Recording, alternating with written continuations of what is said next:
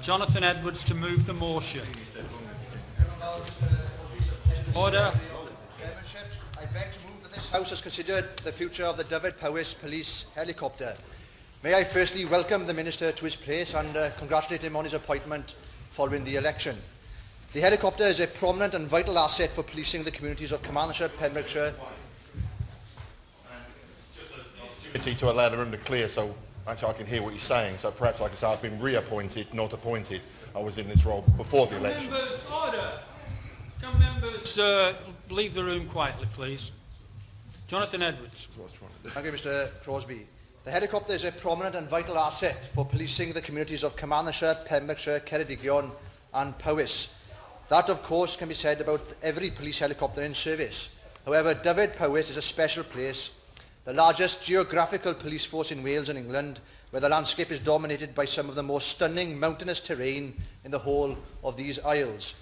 Dyfed Powys covers around half of Wales and serves a population of around 500,000.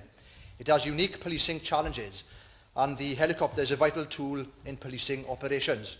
It is used for surveillance, vehicle pursuits, for gathering intelligence and evidence, and the use of aerial photography. It searches for missing people, suspects and vehicles. It transports specialist teams around the police force area and is used for casualty evacuation. The police helicopter has been prominent in our communities for many, many years. Indeed, Dyfed Powys was the first in the UK to operate a police helicopter. The reason for my debate today, Mr Crosbie, is because under current plans from the National Air Police Service, or NPAS, our dedicated helicopter will be lost from the 1st of January next year, and our state-of-the-art helicopter base, recently opened at a cost of millions of pounds, will be closed. As the Minister will be aware, NPAS is the result of the Policed Collaboration Specified Function Order 2012, and a statutory instrument which instructs police air support in Welsh and English forces to be exercised in accordance with a single police collaboration agreement. A crucial point at this stage of my speech is that this is a Wales and England measure, as policing is devolved in Scotland and Northern Ireland. If policing was devolved in the case of Wales, as my party advocates, it is highly unlikely that we'll be having this argument. Returning to the order, it does not dictate the number of aircrafts or bases to be used by the new NPAS service. This cuts to the fundamental reason as to why I'm holding today's debate. In 2010, 31 helicopters were used in policing operations around Wales and England from 29 bases. In 2011, 30 helicopters were operating from 28 bases. After consultation with police authorities and chief constables, NPAS's business plan was amended to recommend a delivery model of 23 aircrafts plus 3 spare from 23 bases. In November 2014, NPAS announced it would operate 25 aircraft from 22 bases. Crucially, in its prepared communication briefing last November, which I'm not completely sure was meant for the public to see, NPAS said its 22 base model was the right one needed to deliver the operational capability needed for the public in England and Wales. Just 3 months on from that, NPAS then announced it would be operating 19 helicopters and 4 fixed-wing aircraft from just 15 bases. Mr Crosbie, the creation of NPAS and the model it intends introducing next year will see the number of active bases in Wales and England halved and the number of helicopters reduced by almost 40%. When the Minister responds, I would particularly welcome the Minister's comments on the merits of the current 15 base model. If NPAS itself had previously said that a 22 base model was the right one for the public. Accompanying the recent NPAS announcement to reduce its bases around Wales and England were maps of proposed future coverage. These show great swathes of the Dyfed Powys force area only being reachable after a minimum of 30-minute travel time from bases at St Athan or Bristol.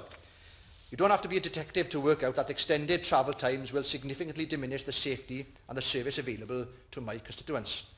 This additionally flies in the face of one of NPAS's main objectives, which is to reach 97% of the population within 20 minutes. To add insult to injury, NPAS proposes 1 fixed-wing aircraft to serve the whole of Wales, in addition to the West Midlands and the southwest of England. This is completely at odds with the findings of the fixed-wing aircraft trial that took place in Dyfed Powys in May 2012, which concluded such an aircraft had very few positive features when operating in the Dyfed Powys terrain, spending 80% of its time manoeuvring and only 20% locating lost or injured individuals. The main drawback cited was his inability to land and hover. The crew at Pembrey base is not just made up of pilots. The crew is made up of trained police officers who often, metaphorically speaking, swap their aviation hats for the police hats when they land the helicopter to help catch criminals, find lost persons or assist the injured. Such tasks would be impossible without our dedicated service for the force. The various maps produced by NPAS imply that a fixed-wing aircraft will be based in Llandilo, in my constituency, for which they use to estimate average flying times to the rest of Wales. What the maps don't tell you is that this fixed-wing aircraft will be based in the Midlands. For the maps to be accurate, the aircraft will have to be constantly encircling Llandilo, refuelled in mid-air when required before being dispatched, which is plainly ridiculous. In other words, the arguments being put forward by NPAS to justify its new enhanced coverage is purely hypothetical and deeply misleading. The aim of NPAS, of course, is to centralise police air support services to cover the whole of Wales and England. Police forces that signed up to NPAS hand over their assets for the promise of increased coverage and reduced costs, as the Minister will no doubt seek to argue in his reply. Unfortunately, that hasn't been the case. NPAS has been tasked with finding efficiency savings of 37%. That was 23% in 2012 and now a further 14%. NPAS is simply unable to deliver what it promised to individual police forces when they signed up. The assurance of providing a more efficient and effective service with increased coverage is undeliverable. Indeed, the opposite is happening. A simple internet search will tell the Minister of the concerns police commissioners and the public throughout Wales and England are raising about the lack of cover their forces are witnessing since joining NPAS. We're told in Dyfed Powys that we will enjoy 24-hour coverage under NPAS in contrast to the 12-hour-a-day coverage at present. I understand that on only 13 occasions has a helicopter been needed in Dyfed Powys outside of the usual operating times over the last 4 years. That averages at just 3 times a year, with support always being available from neighbouring forces, a voluntary air support service if you like. There is minimal demand for a 24-hour service in Dyfed Powys, and the seemingly undeliverable promise of such coverage cannot make up for the loss of our local dedicated service. The deal between NPAS and the Dyfed Powys Police, announced by our Police Commissioner in November, set out how Dyfed Powys Police would pay around £890,000 a year to join NPAS instead of the circa 1.1 million a year the force pays out to run and maintain our dedicated helicopter. The intention to restructure the service in order to save money is honourable, but it cannot happen if the level of that service is diminished. Maps produced by aircraft pilots who actually operate police helicopters suggest the level of air support for priority calls in my area of Dyfed Powys would be completely non-existent within a 20-minute timescale. Not only is this at odds with what NPAS promises, but there is strong argument to suggest that instead of Dyfed Powys saving around £200,000 by joining NPAS, it will be paying around £900,000 a year for having little or no emergency coverage at all. This is of course without discussing the state-of-the-art Pembrey helicopter base, only opened a few years ago at a cost of £1.2 million to the public purse, with planning condition permitting its sole use as a police helicopter base. Its closure would be a colossal waste of public money. The most notable and emotive involvement of our police helicopter in recent time has been the search for little April Jones, who was abducted from outside a Machynlleth home, and the search for young Cameron Comey, who fell in the River Towy in Carmarthen 3 months ago and is tragically still missing. Additionally, whilst the air ambulance had been called out to Monmouth, our police helicopter was first on the scene at Tiryrchen Quarry, Llanybia, to rescue Luke Summerfield and transport him to Morriston Hospital. This is without mentioning the countless times the helicopter has been called out in recent weeks to assist in surveillance or arriving first on the scene to assist a little girl who was sinking in quicksand at Llansteffan Beach. It is impossible for me to list all of the incidents in which the Dyfed Powys police helicopter has been involved, except to say that the prompt response of our local helicopter crew gives innocent young children a fighting chance and gives criminals fewer chances altogether. The Police and Crime Commissioner for Dyfed Powys has himself been heavily involved in NPAS, serving as the Police Commissioner representative for the South West region on the NPAS Strategic Board. A Freedom of Information request to obtain the minutes of those meetings have left many people in Dyfed Powys saddened with their local Police Commissioner has sat in his hands and is allowing the Pembrey base to close.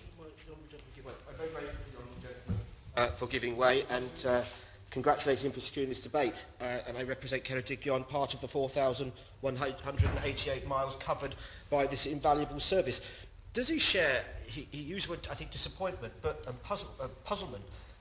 but bewilderment that in November we were given clear, unequivocal assurances that the service would remain intact. And yet here we are, several months later, with it all in doubt again. Does this not undermine the process, but also does question the commitment, as he sadly says, of our Police Commissioner? Well, I'm very grateful for that intervention, and I will get to that point in particular in the next part of my speech. But as a Member of Parliament representing Ceredigion, he knows that the police helicopter from Pembrey will get to his constituency within the 20-minute timescale. He also knows, based on the current models by MPAS, it's very unlikely that the helicopter will get to Ceredigion within 20 minutes. So he's right to raise that very important point. Despite announcing in November that Dyfed Powys would join MPAS and would retain our helicopter and base, minutes state that when the new proposals were presented to the Commissioner, Mr Christopher Salmon, and I quote, was reluctant to oppose the removal of our helicopter from service. The Commissioner wrote in one of my local newspapers last week that he was powerless to stop the loss of our helicopter. His words are a far cry from his pledges to the electorate. His second election pledge in 2012, which was still live on his website this morning, states he will fight to save Dyfed Powys police helicopter so police can reach all areas. Mr Salmon doesn't pledge to save general helicopter coverage. He doesn't say he'll get the best deal for the area, as he appears to be doing so now in the press. Mr Salmon said he would fight to save the Dyfed Powys helicopter. With his reluctance to oppose the NPAS model, the Commissioner has broken his promise to the people, as the Honourable Member for Ceredigion said. I therefore like to take this opportunity today to put on record my deep sense of disappointment in Mr Salmon for his abject failure and apparent unwillingness to stand up for the best interests of the residents of Carmarthenshire, Pembrokeshire, Ceredigion and Powys. If the Commissioner feels powerless, then perhaps it's time for him to leave his job. Yes.